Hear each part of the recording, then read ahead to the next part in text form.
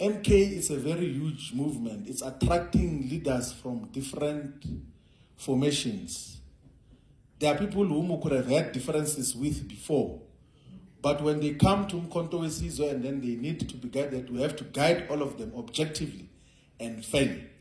That is what leadership responsibilities require of us, an obligation. And that is what, we must say this, that is what we learned from President Zuma. Some of us historically said all sorts of things about President Zuma, but he embraces us and even gives us very serious responsibilities with full confidence.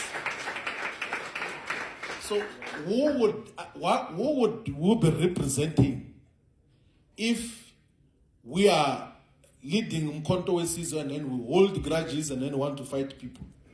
Yafisa abantu abangamalungu Umkhonto weSizwe Party bayi-understand lento esho Floyd futhi ingene la emakhanda kubo ukuthi Umkhonto weSizwe Party it's a fast growing movement njengoba ikhuli attractor abantu abaningi, abanye bebephikisana nayo, abanye ebebengayithathi serious kodwa attract abantu abaningi ngendlela ekhula ngayo. Kodwa kubo labantu abaningi ba-attractayo, i-attract abantu abazofuna ukuzoyibulala ngaphakathi, iphinde i-attract nabantu abangayilekelela ikhule. Ibalulekile-ke lento ukuthi bayiqonde. That is the reason why ethi uFloyd ifuna abantu mase befikile bese bayaguide objectively, ngoba kufanele baguide abantu ukuze umuntu abone ukuthi le nhloso ebengize ngayo la ngathi ngeke izisebenze. Kodwa uma benithola nina ningamalunga ninhlakanhlaka, nalo edonse ebhekeleni nalo edonse ebhekele, bayakwazi ukungena besuka la basuka khona bafike balibulala iqembu bengaphakathi. Iyona into enkulu le.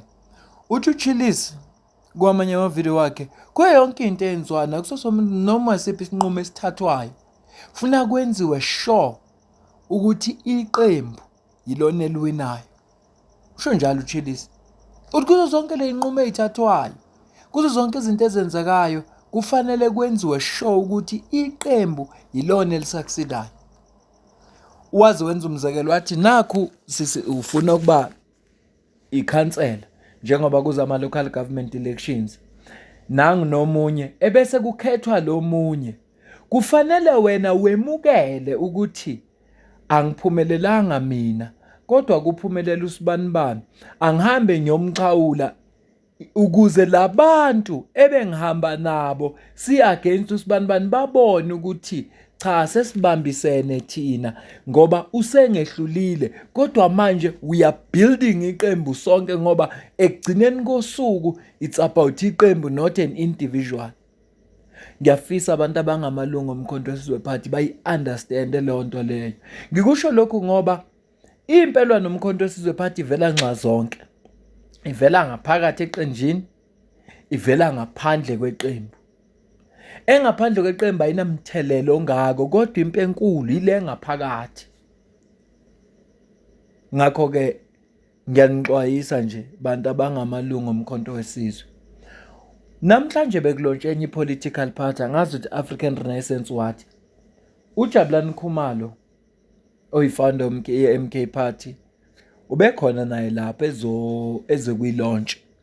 Wayesechaza ukuthi i-MK Party njengeqembu lakhe akagive aphile ukulwela futhi usazolwela udaba lakhona manje uyalithatha liya kwi-Concord. Kumbuka ukuthi lamlahla elokhuzaneni e-High Court. Kodwa yena uthi impi ayiphelile and uma niqhubeka nokubanhlaka kanje izoniqumba phansi lempi. Thina njengamanje ne-MK Party okuyiphathi yami engayiqalayo ngifuna ukuyilungisa la angiyona ifomu ngingumnikazi namanje ngokwamaphepha kusahlezi kunjalo yantshontshwa uZuma negebengu zakhe. So sisaqhubeka ke siye Concord ke manje because ukukhumbula ukuthi ngile Concord washo ukuthi bathi eConcord cha uqedanga eSCA buyele eSCA eSupreme Court of Appeal sabuyela eSupreme Court yasinikeza ke lento ngathi eConcord sasifuna i-direct access then sabuyela ke esisinikezile ukuthi no singaya ke manje eConcord so siyakhona ke njengamanje sesifakile icala okusho ukuthi ngeindlela whatever uzuma kwenzayo nabantu bakhe seku under scrutiny ngoba icala likhona abakwazi ukuqhubeka kuma election ngaphandle ukuthi siqedele icala nje ama supporters akho njengamanje uthi awavotele banike ngoba sisaqhubeka lecala and masibheka kuzoshaya November 4 lingaka conclude ngenxa yalokho kanye yikho sithi kuma supporters wethu our support iARU okwamanje for ama local government but for 2029 so bese sisonke siphusha ukuthi sithole uhulumeni wande imali okukhokhela abameli uJabulani Khumalo uyithathaphi njengoba eyilwa lempi futhi uyambona ukuthi uzimisele uyabona manje nje bethi udaba manje liya kwiConcord ngoba ngesikhathi lo daba limphazamisa bekulokuthiwa akakhokhi indleko zabameli beMK Party kodwa still akagive up. Ukhona ke laba abantu okuyibona bona abamfandayo ngoba bazi ukuthi lokwenza kwakhe kuyaliphazamisa iqembu omkhonto wesizwe party. Yingakho ngithi kubantu abangamalungu omkhonto wesizwe party khulani manje sekufika isikhathi ukuthi nikhule. Kwenzeka into ebingalindelekile ukuthi iqembu lithi lingakaqedi nonyaka seliba the third largest party. Akuvamisile ukwenzeka lokho. Kwenzeka yonke lento ayihlelekanga neMK Party, ayinama structure, ayinalutho. Ngenayo ngisho iconstitution. Yabona makuthiwa you must hit the road running kusuke kusho into enje. I-trial and error while izinto iqhubeka. Ngoba kwenzeka into ebengayilindela abengalindelwe umuntu. Sekufuneka manje nikhule. Nikhule ke manje. Impi ekhona inkulu. Ngizokucaphunela ivideo yokugcina. Angikholwa ukuthi ngizophawula emveni kwayo. Cela ukuze ukuphawula kwakho. Ngizwe ukuthi ubona kanjani wena. Ungakhohlwa ukukhomenta, ushare, ulike, usubscribe. Nisilekelele lo mndeni ukhule. Ungasupporta ngokuba imember le channel. Niqala ku-R50 ngenyanga. Ungasupporta futhi ngokusidonatela noma ngamalini. Ikhona i-account kwi-comment ephiniwe. Weyingane zikaNcamalala, weyingane zikaMsholozi. Yabona kulomdlalo wepolitiki kuyafana nasemidlalweni webhola. Kufanele ukuthi ungabuki abadlali bakho kuphela. Kodwa ubuke namaqembu ozodlala nawo kule tournament ozongena kuyona. Babuka ukuthi babukhali ngalaphi, babuthuntu ngalaphi. Yabona? Ubheka inxeba la uzongena khona. Yabona? Ungayi emidlalweni sewunento yokuthi hawu amanzi amancane lapha yana siyosithathela nje amaphuzu. Ngoba mayike yakhala indweba zigejana khona emshovweni. Aqale manje nanokade ebuthakathaka bonza hayibo singabadlala abantu. Yabona? So ke ngizama ukuthi ngamanye amazwi. Niyabona yini ukuthi ngale nakhona ikhona imbango akade bese ihlalweni bafuna ukubuya ngenkani.